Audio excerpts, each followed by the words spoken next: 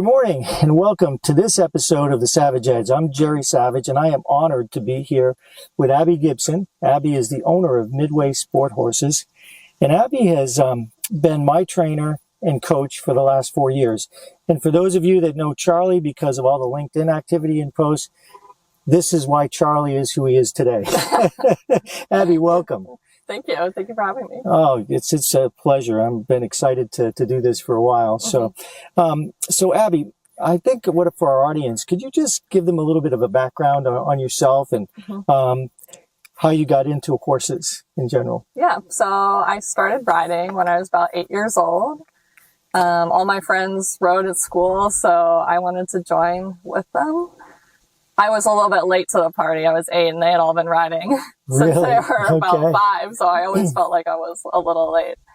But I did all of the competitions with USCF, jumping in the equitation divisions as a junior rider, and then went to college, joined the equestrian team. I was looking for a college that had a really great program. So I found Skidmore in New York, Saratoga Springs, New York. And I was lucky enough to make that team. It was a really competitive process, and so it was a really big honor to be on that team.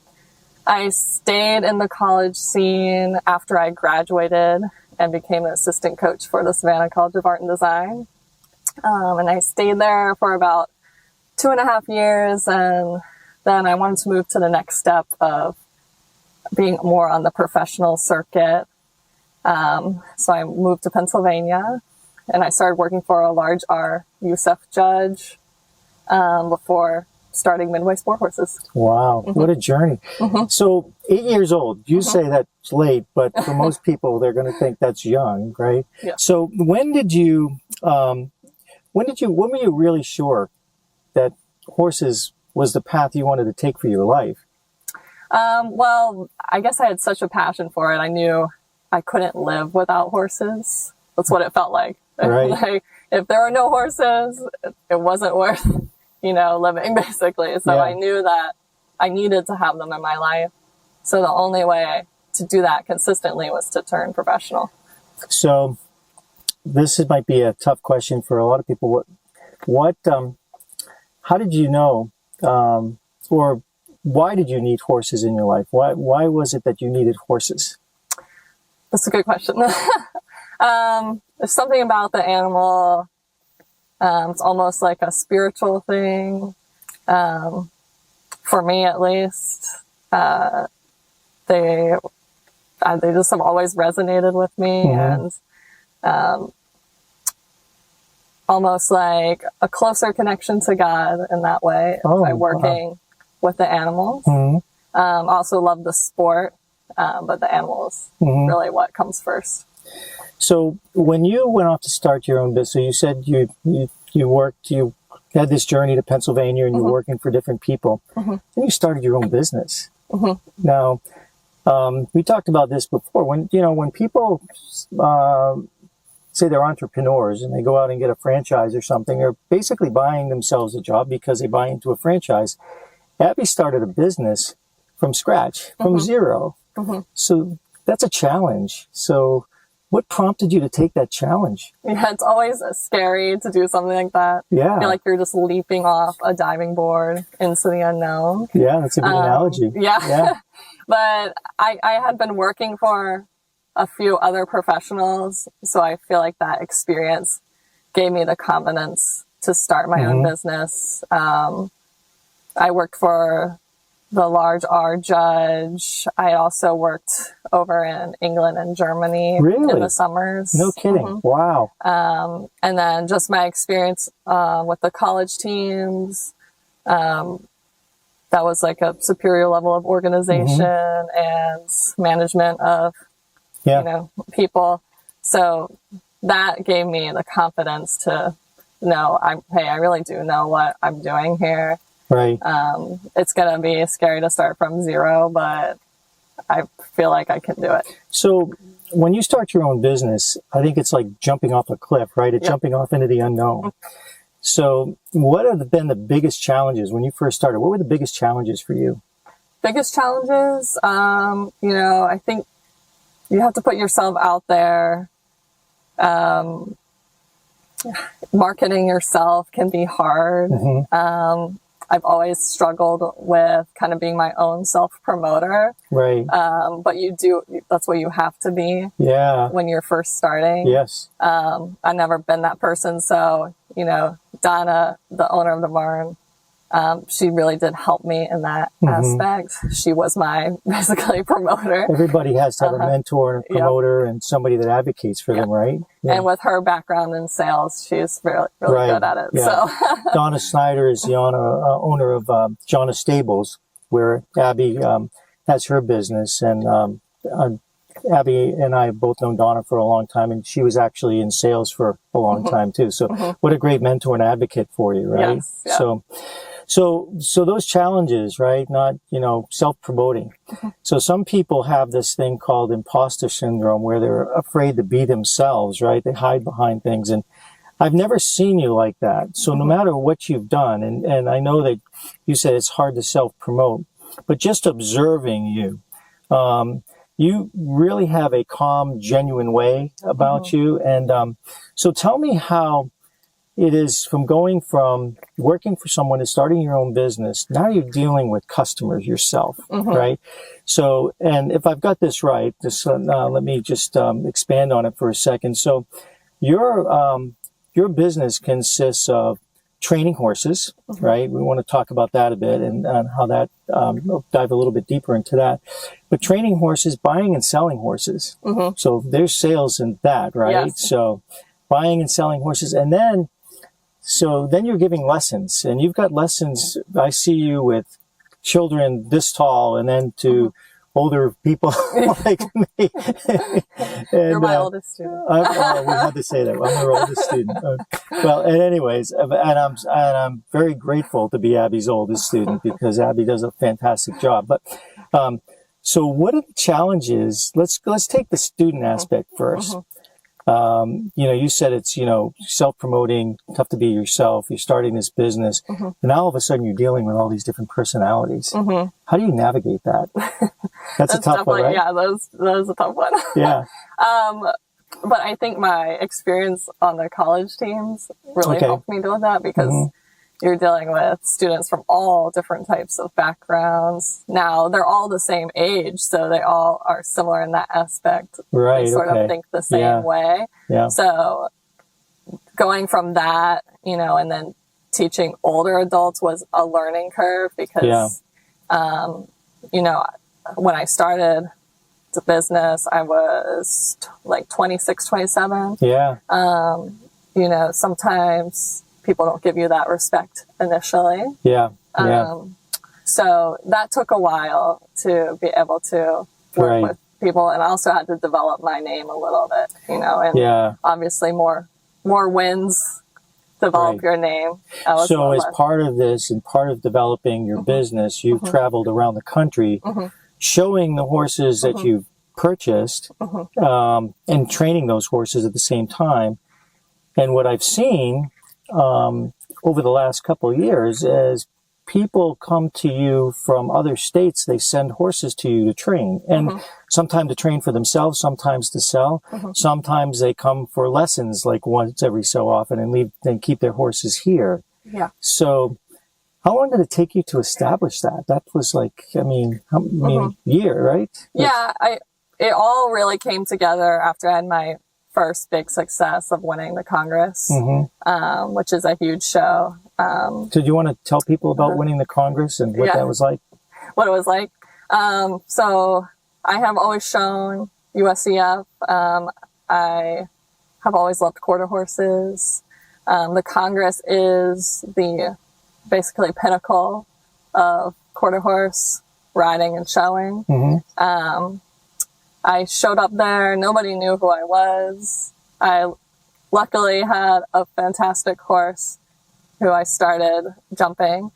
And I won, and I was basically a nobody. And then I became somebody to watch, basically, after That's great. So, people saw me there, and that really did launch the business into success. And then from then on out, I'm still traveling to the horse shows. People are paying attention to you more without you knowing. Really, if you're riding in the warm up or you're showing, more people are watching. So you just always are having to put your best foot forward, even though you don't think anybody's watching. They are. Right. That's a really good point. It's funny when you don't think people are watching you, they are. And it plays into something that I wrote about in the 4 pillars. There's 4 pillars: honesty, integrity, knowledge, and genuine interest in people. Well, first of all, you've got an amazing genuine interest in people. It's easy to see with your students. But there's something else, doing the best that you can, even though, because people are watching, right? Doesn't appear that they are, but they're always watching. That's integrity. So doing the things that are tough, even though you might not want to do them that day, or you do them because they're tough and you do them anyways, it shows a lot of integrity. And the people that are watching, I think, if I could speculate on this for a second, I think that's why people come to you, because now they see, one, somebody that's been successful. You stayed the course. You're consistent. You won Congress. You're buying, selling, training horses all the time. You're teaching youth to adults and crazy adults like me that still want to ride. And then, you're consistent with it. So that speaks to integrity, and the genuine interest in people, I think, just allows you, that becomes infectious, because then people want to come to you, and that's a testament to you and what you've done. So my next question is, so that is the picture of a leader in your business. You're an entrepreneur, and that shows great leadership. So with horses in the background here, what have horses taught you about leadership? Well, just like people, horses have different personalities. Okay.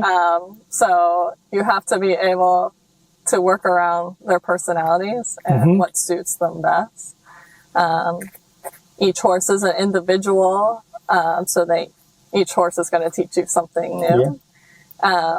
One program doesn't work for all of them, so you're always having to adapt, right, and change up what you're doing to really get the best out of the horse. Just like with people, because as you said, people have different personality styles too. So we talk about being present with horses. You and I talk about that a lot. And you need to be really present in order to understand what it is that they need. With my horse, I know that, I can get, uptight pretty easily, and he'll just say, you're just not asking him the right way. Or, if you're not asking him the right way, he's, and he presents differently, and you misunderstand him.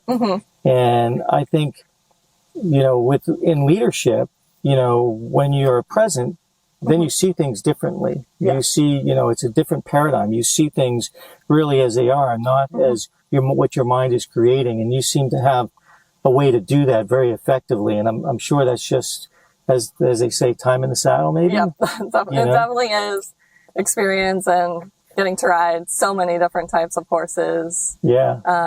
You kind of have a feeling of how they're going to respond. You can sort of get a feel for that, because you can kind of group the horse into a certain personality type. Right. Okay. And the longer you've been doing it, and you kind of know what the response, like, oh, this horse is going to respond this way, so I'm going to have to ask this way. If that doesn't work, I'm going to ask a different way. So you really have to adapt, is what you're saying, and that makes a lot of sense. So I want to ask you, what do you hope? You've got a lot of great students, and you've had a lot of great students come through here. What do you hope that your students take away from riding with you? I hope that what we're doing in the ring gives them skills in life, basically, to succeed. Riding is a mental sport. So it really teaches the student to have control over their own mind and their thoughts. Yeah. Because that reflects down into the horse. Right. And especially in a pressure type situation, we can kind of revert back to, our old our old ways Right. of thinking. So, right, I get that. right. And then That's an inside kind of joke there. yeah. So staying in the moment, staying present, Yeah. which is very hard to do. I think, people are always either looking to the future or looking to the past. Oh, this happens, so I'm going to be really anxious about it. Or, oh, this could happen. This could happen. Right. So getting more anxious about what has happened or what could happen instead of being in the moment. Yeah. Very good. So that's super important, especially in competition. It's something I still have to remind myself of when I'm in the ring too, and the stakes are high. So you're still learning? Yes. Do you consider yourself a lifelong learner? Oh, for sure. And especially in this sport, you never stop learning. You have our Olympians from this past year, Laura Kraut. She's 60 years old. And, oh my goodness. She's at the top of the sport. So there's still hope for older individuals that want to ride. Yeah. So what is it that in horses that make you, or I don't want to say make you, but help you be the best version of yourself? I'd say, again, they help me stay present, which is something that we always need to do.